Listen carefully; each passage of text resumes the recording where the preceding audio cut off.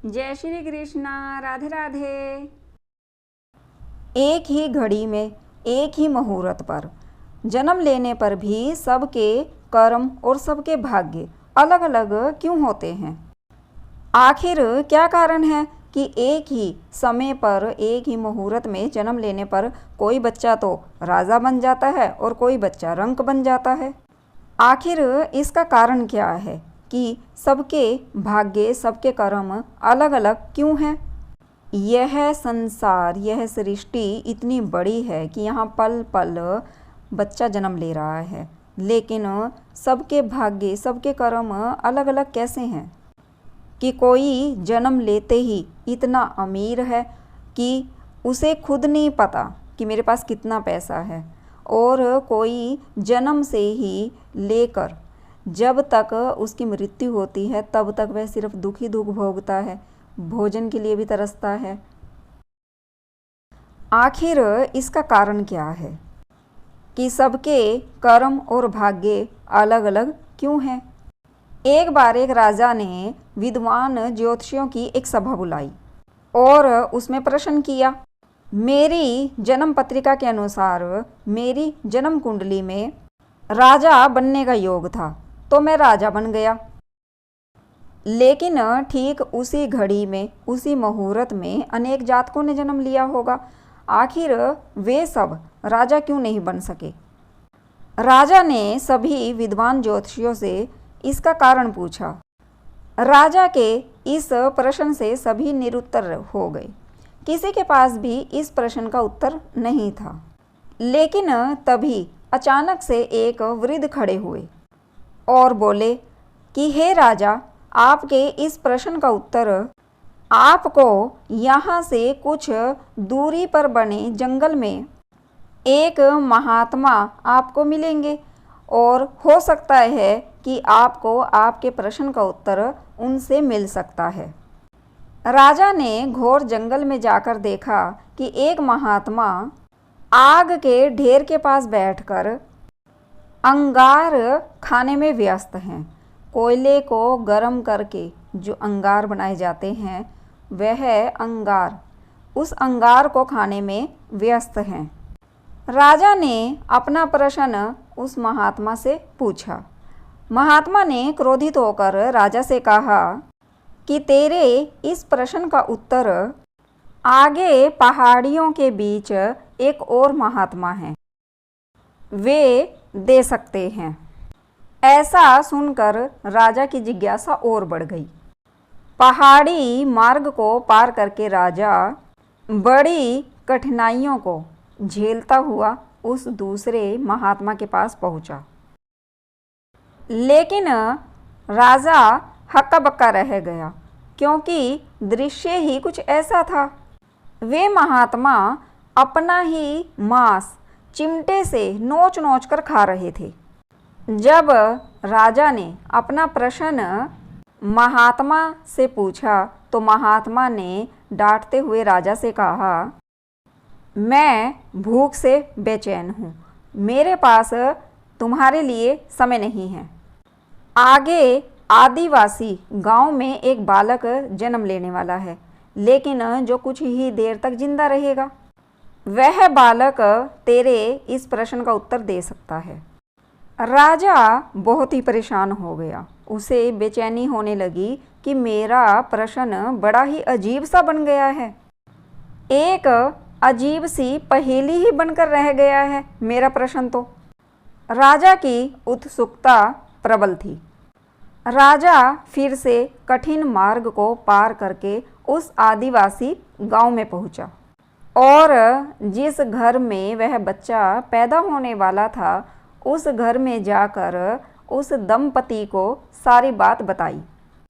जैसे ही बच्चा पैदा हुआ, उस दंपति ने बच्चा नाल सहित ही राजा के सम्मुख उपस्थित कर दिया। लेकिन राजा को देखते ही बच्चा हंसते हुए बोलने लगा, हे राजन, मेरे पास भी समय नहीं है, लेकिन फिर भी आप अपने प्रश्न का उत्तर सुन लो। तुम, मैं और वो दोनों महात्मा 7 जन्म पहले चारों राजकुमार भाई थे। एक बार शिकार खेलते खेलते हम जंगल में 3 दिन तक भूखे प्यासे भटकते रहे। हम चारों भाइयों को आटे की एक पोटली मिली और हमने उसकी 4 रोटियां सेकी। हम चारों अपनी अपनी रोटियां लेकर खाने ही बैठे थे कि तभी भूख से तड़पते हुए एक महात्मा वहाँ पर आए। अंगार खाने वाले भैया से उन्होंने कहा, बेटा, मैं 10 दिन से भूखा हूँ, अपनी रोटी में से मुझे भी कुछ दे दो, मुझ पर भी थोड़ी सी दया कर दो ताकि मेरा जीवन भी बच जाए। उस महात्मा के इतना कहते ही भैया गुस्से में भड़क उठे और उन्होंने कहा कि अगर तुम्हें मैं अपनी रोटी दे दूंगा तो मैं क्या खाऊंगा, आग, चलो भागो यहाँ से। ऐसा सुनकर फिर वो महात्मा मांस खाने वाले भैया के पास आए और उनसे बोले, अपनी रोटी में से मुझे भी थोड़ी सी रोटी दे दो ताकि मैं भी खा सकूं। मैं 10 दिन से भूखा हूँ। लेकिन वह भैया भी गुस्से में आग बबूला हो गए और कहने लगे, बड़ी मुश्किल से तो मुझे यह रोटी मिली है और वह भी अगर मैं तुझे दे दूंगा तो मैं क्या खाऊंगा, अपना मांस नोच कर खाऊंगा। फिर वह महात्मा भूख से लाचार होकर मेरे पास भी आए। उन्होंने मुझसे भी रोटी मांगी, लेकिन मैंने भूख में अपना धैर्य खो दिया और मैंने भी उस महात्मा से यही कहा कि अगर मैं तुम्हें अपनी रोटी दे दूंगा तो मैं तो भूख से मर जाऊंगा। चलो आगे बढ़ो, मैं क्या भूख से मरूं? अंतिम याचना लेकर वह महात्मा, हे राजन, आपके पास भी आए। उन्होंने आपसे दया की याचना की और दया करते हुए अपनी रोटी में से आधी रोटी आपने आदर सहित उस महात्मा को दे दी। रोटी पाकर वह महात्मा बहुत खुश हुए और बोले, तुम्हारा भविष्य तुम्हारे कर्म और व्यवहार से फलेगा और इस तरह से हम सब अपना अपना कर्म भोग रहे हैं। इतना कहते ही वह बालक मर गया। धरती पर एक समय में अनेकों फल फूल खिलते हैं, लेकिन सबके गुण, रूप, आकार, प्रकार, स्वाद सब भिन्न भिन्न होते हैं। राजा ने माना कि शास्त्र भी 3 प्रकार के होते हैं, ज्योतिष शास्त्र, कर्तव्य शास्त्र और व्यवहार शास्त्र, और हर जातक अपना किया, दिया, लिया ही पाता है। यही जीवन है। अब आप ही सोचिए कि एक गलत पासवर्ड डालने से मोबाइल नहीं खुलता, तो गलत कार्य करने से भला स्वर्ग का द्वार कैसे खुल जाएगा? जरा गौर से सोचिए कि गलत कार्यों से स्वर्ग के दरवाजे कैसे खुलेंगे।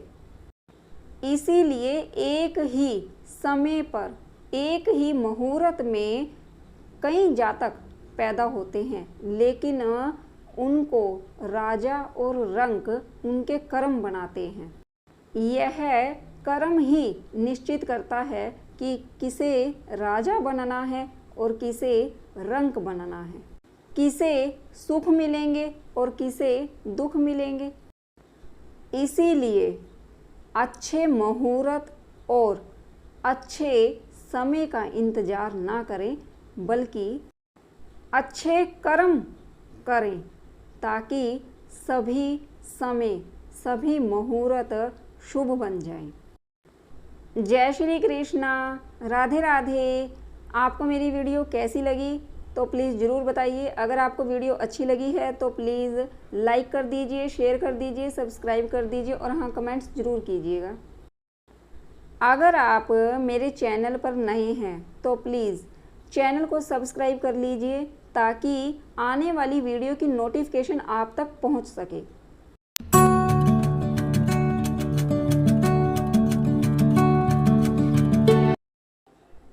जय श्री कृष्णा, राधे राधे।